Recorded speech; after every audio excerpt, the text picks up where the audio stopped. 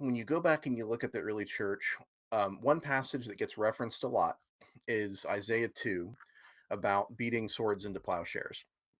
And there's a longer article I wrote about this for Plow called "How Do You Know a Christian?" And what's really interesting about the way that they use this passage is they see it as fulfillment, right? So we would look at Isaiah 2, swords into plowshares. Yeah, someday we'll get there, right? And what the early church said is, well, this has already been fulfilled because Jesus came and the people who follow Jesus don't go to war. Therefore, Jesus is the Messiah.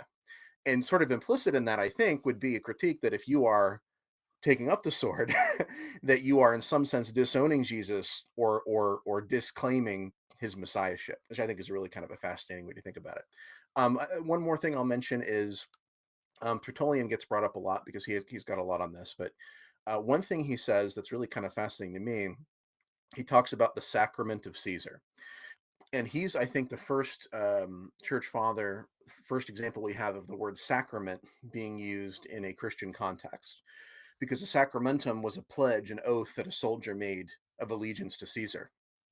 And Tertullian takes that and goes, well, you can't have a sacramentum, a sacrament to Caesar, and a sacrament to Christ. There's a contradiction there. You have to pick one. Yep. And so I think of that, when I think about baptism, which we call a sacrament today, and the way that the old spiritual talks about it, that I'm going to lay down my sword and shield down by the riverside, and I ain't going to study war no more.